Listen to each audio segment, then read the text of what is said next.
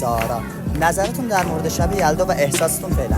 من احساس خیلی خوبی دارم. شب یلدا خب این شب تاریخیه. من در این حد میدونم که بلندترین شب ساله.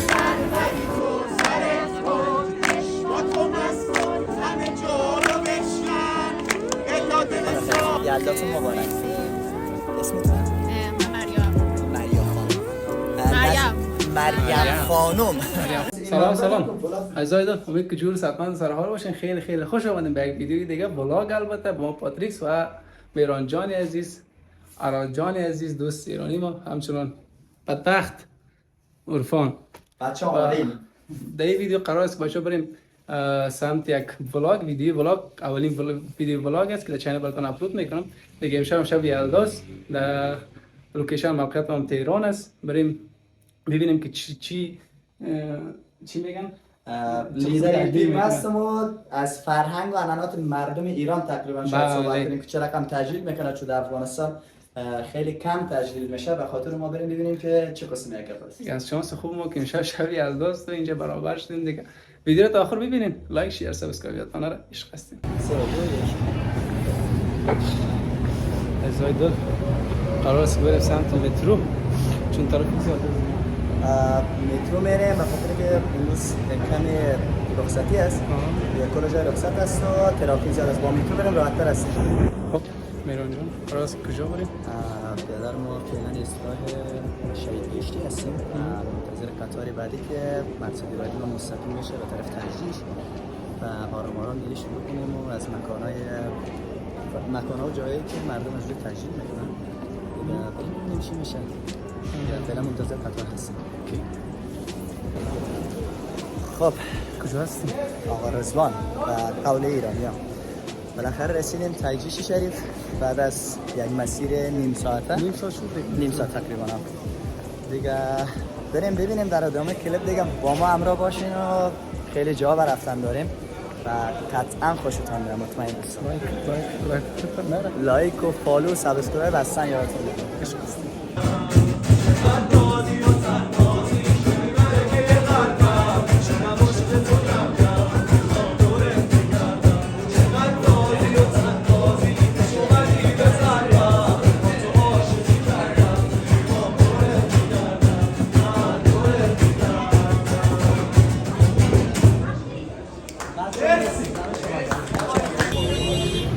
خب آقا میران کجا هستیم؟ بالاخره بعد از یک سفر دیگه از مترو آمدیم بیرون دیگه. رسیدیم و طرف اولین جایی که استارت صحبت با مردم ایران میزنیم میدان تجریش است. به طرف باغ فردوس و پالادیوم و پاساژرگ و همه قسم ادامه داره. من میفهمم میران هیچ باورم نمیشه که اینا قسم تجلیل کنن در سر که فروشی‌ها، گل فروشی‌ها، اینا یک قسم گیر و بار است. در مولینشون تقریبا 20 متر. فقط یاد ما رفت که ما از جان براتون کلیپ بگیریم. یعنی در حد تجلیلی مردم خوب است و انرژی مثبت داره که آدم بعضی وقتا واقعا ایران میمونه که یعنی مثل یک اید، یعنی به بهانه‌های خیلی به قول خودشان کوچیک دیگه یک تجلیل فوق‌العاده میکنن و به نظر من خیلی خوب است.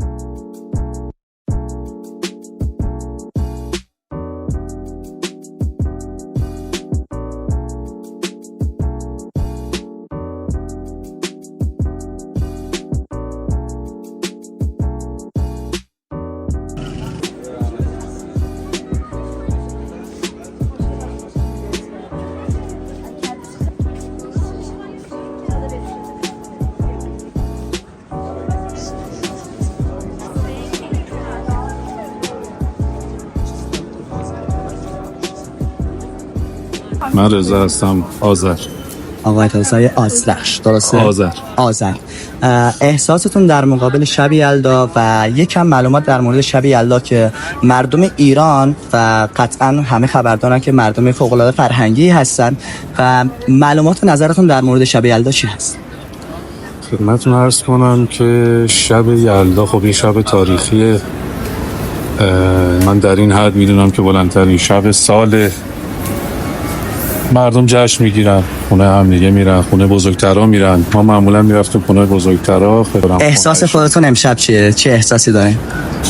معمولا خوشحال بودم ولی امشب نه. امشب نه. خیلی ممنون از ما تو. خیلی مشکلات داریم. ساله. الان مشکلاتمون خیلی زیاد شده، گرونی ها، همه چی. خب از وقت یک صحبت با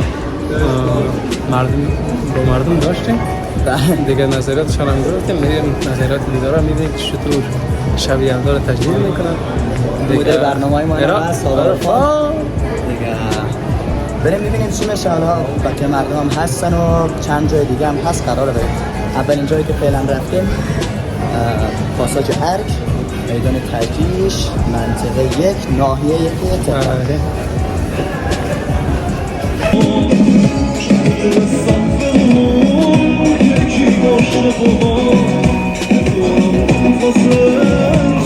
از اینجا رسیدیم به منطقه ولیعصر، یکی از منطقه‌های یک تهران.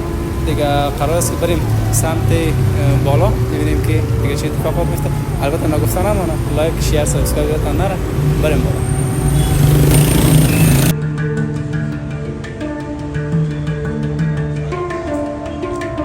سلام، خسته نباشید. بالاخره رسیدیم باغ فردوس. باغ فردوس تهران یکی از مکان‌های تاریخی تهران هست و معمولاً شبا تجمع مردم اینجا بیشتر هست و امشب هم اتفاقاً خیلی کم است، زیاد نیست، اما بازم سر شب است. بله. و ببینیم کسی هست با ما صحبت کنه، نیست حاضر به صحبت کردن میشن یا نه. دیگه با رضوان جان هستیم. نوبه شب است معمولا اینجا دیگه. نوبه شب سر شب است. دقیقاً نوبه شب تقریبا سر شبی مردم است و تا ساعت 10-11 اینجا شلوغ و شلوغ‌تر میشه. با تو زندگی رو پر از قشنگی میبینم، شبا به یاد تو همش خوابای رنگی میبینم، چشم تو رنگ عسل توی چشم تو نگاه مثل شابیت غزل، لب تو غنچه نیم باز با تن تو آتیش سوزنده دار، قد تو مثل سپیدار بلند، دل تو رنگ‌تر از صبح پرند، رنگ‌تر از صبح پرند، رنگ‌تر از صبح پرند، قرمزی لبای تو تو هیچ مداد رنگینی، تو آینه ما ببین. من زارا. نظرتون در مورد شب یلدا و احساستون فعلا؟ من احساس خیلی خوبی دارم. آره ما امروز به خاطر شب یلدا خیلی صدا سیمایی برخورد کردیم و به این نتیجه رسیدیم که بعد مدت‌ها درگیری با هم همه با هم دوست باشیم و شب یلدا شب خانواده است و از اونجایی که ما خانواده جدید هم دیگه هستیم و دور همیم. آره خیلی فضا خانوادگیه. ما داریم کیف می‌کنیم و خوشحالیم که دور هم. بچه شما مطمئن هستین همه حرفایی که میزنه راسته؟ خیلی. چند وقت چند سال دور هم هستین و اولین یلداتون با همه یا همیشه با هم؟ اولین یلدای هممون با همه. اولین بار میبینمش. اینا اولین بار هم ببینن. ما اینا رو رندوم سر کوچه دیدیم بعد آوردیمشون اینجا. خیلی همه چی رندومه. اینا ما با هم زندگی می‌کنیم. هم دانشگاهی هم. آره. ولی خب از شهر. آره ولی قضیه سر کوچه. آره بچه خیلی ممنون از شما. یلداتون مبارک، شبی خوبی داشته باشید. متشکرم. قربان شما. یه 10 سکوند بدون و ممنون میشم. متشکرم. خونه ستاره 4 قدم از در دلمون رفشی، میبینی ماه شب 4 نداره، خورشید خانم ابروشو بر میداره، خورشید خانم ابروشو بر میداره، بیا که اونجاشه شبا توی تو باشه تو هوا، با که میاد ردیشه بره بریز سر ستاره ها، وقتی میای قشنگترین پیرهن تو تن تو، پاک سر بری تو سرت کن، با تو مست کن همه جا رو بشکن، الا دل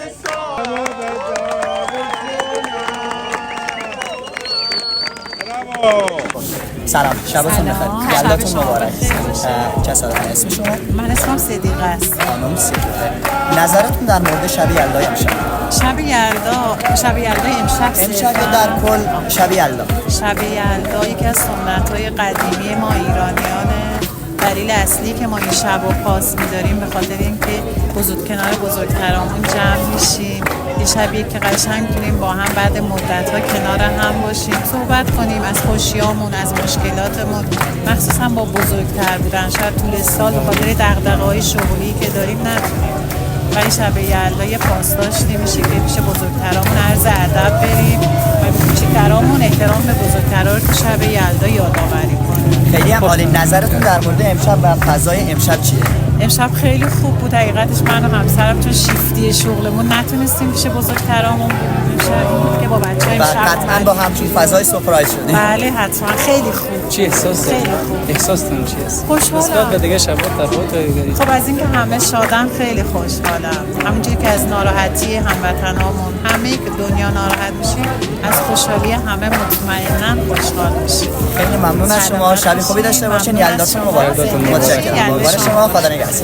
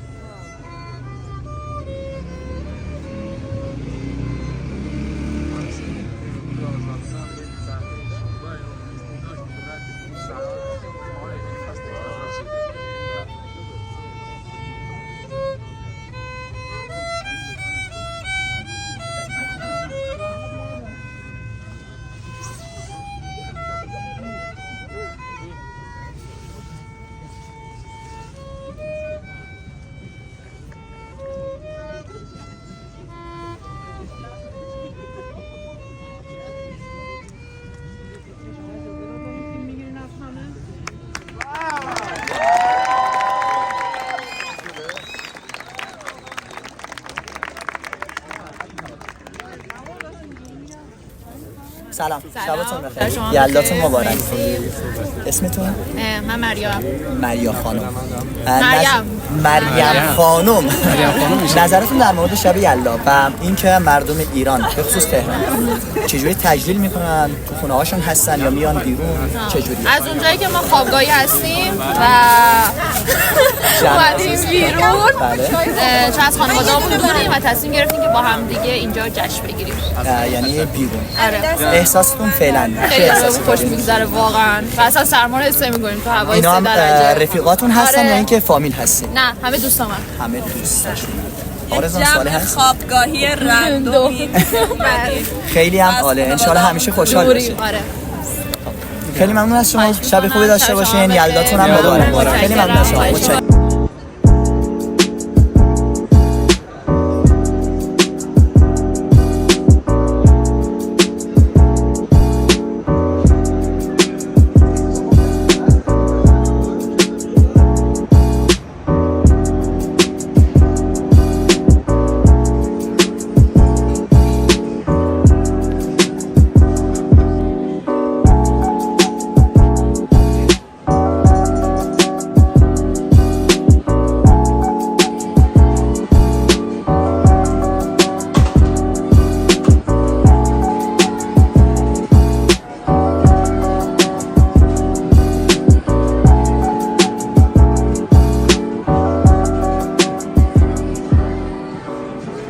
سلام و خسته نباشین بچه‌ها.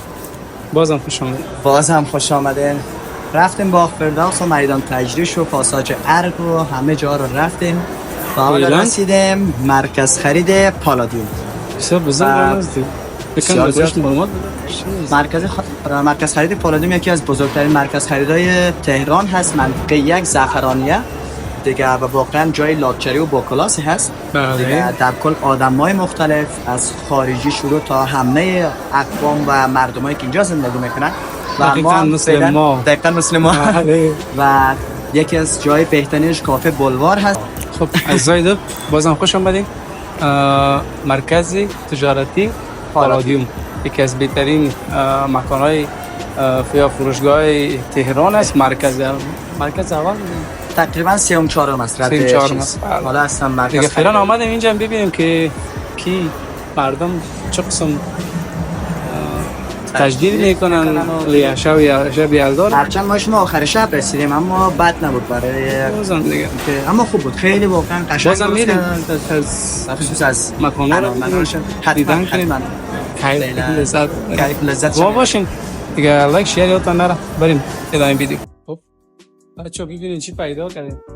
چوبکای هری پاتر یکی از فیلمایی است که من زیاد دوستشون دارم. دیگه فیلم میشه ها این یکی نفهم در قسمت چند بود خیلی زیاد استفاده میکنن. میران تو هم دوست داری از این کاراکتر هری پاتر شدی؟ یک چیز متوجه نشدی؟ یک چیز متوجه نشدی گفتم کاراکتر هری پاتر ولی شده خودم هم بازی بیکی یک شات یک عکس هم دیگه بس. اوه اینا دیگه به خاطر دکور بسیار خوب هستن. اتاق حتما از اینا میگیریم. اون بخش داخل کیس گیمینگ میمونه دیگه. اوه چی میکنه دیگه که بلد است دیگه میرم بلد است.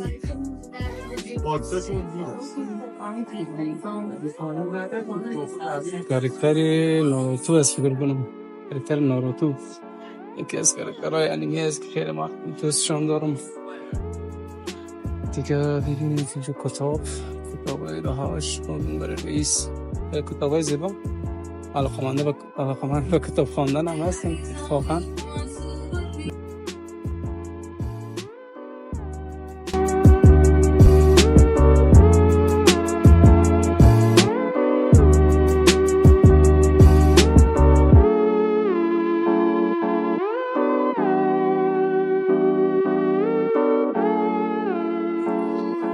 کجاست میرون؟ خب کجاستیم؟ سوال خوب. طبقه دوم شمالی مرکز خرید پالادیوم و اینجا هم اسم بوکلند هست. یکی از بهترین کتاب فروشی های منطقه یک و تنوع بالا داره. یعنی همون داره کتاب اینجا هست و این که جای فوق العاده لاکچری و خفن و کسایی که علاقه‌مند به کتاب هست و برای دوست دارن کادو یا تحفه بفرستن بهترین جا برای کتاب هست. خودت علاقه‌مند به کتاب خواندن هستی؟ دقیقاً. من خودم شخصا اینجا کتاب زیاد خریدم و هست.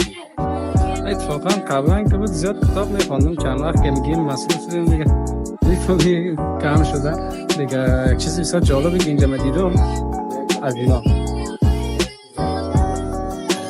بسیار کیفیت چند بسیار خوب بود.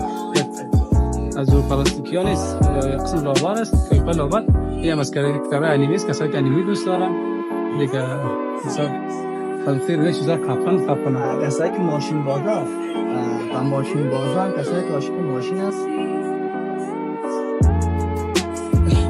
فورد فراری بنز لانکروز اینجا یک چیز دیگه است جالب است هری پاتر. آره دیگه داداش یک از اینو میگیره اجی مجیلو ترجی بوم. هری پاتر است. هری پاتر عاشقم. فکر کنم دیگه تمام هست و تایم مرکز خریدم به پایان رسیده. ساعت 10:30 شب هست و ولاگمان فکر کنم آخرین جایی هست، آخرین لوکیشنی هست که هستیم و به پایان رسید. امیدوارم خوشتان آماده باشه. به خاطر بدون هیچ آمادگی و بدون هیچ چیزی یک دم شد ولاگ. چه بابا ویدیو ولاگ میگیرم. عرفان نگاه داش ایرانمون هستی که از داشامون اهل خود کشور ایران. ایراد جان خیلی پسر گل و پسر خیلی خوبی هست واقعا و واقعا از بودن با ایشون لذت میبریم. حالا چطوری؟ عالی جمع دوستان. خیلی چاکرتم. خیلی چاکریم. تعارف ایرانی میزنم. عشقم داداش. دیگه خب عزیزایدم این بود از ویدیو ولاگ، اولین ولاگ که اتفاقا شب یلدا برابر شد دیگه لوکیشن هم ایران. دیگه اگر دوست داشتین که دیگه مخصوصا ویدیو ولاگ براتون بگذارم کامنت بکنید، نظر بدین حتما. کسایی که منتظر هستن که جای بهتری لوکیشن های تهران، بخصوص کسایی که تهران زندگی میکنن، پارک های زیبا، مکان های تفریحی زیبا، کافه های زیبا، مرکز خریدای زیبا، حتما با ایشون باشید و قطعا ما میتونیم همکاری کنیم بهترین لوکیشن ها رو براتون آتش بدیم. ممنون هستم از میران جان، ناراد جان، عرفان جان. دیگه دوستان دارم از لایک، شیر، سابسکرایب یادتون نره.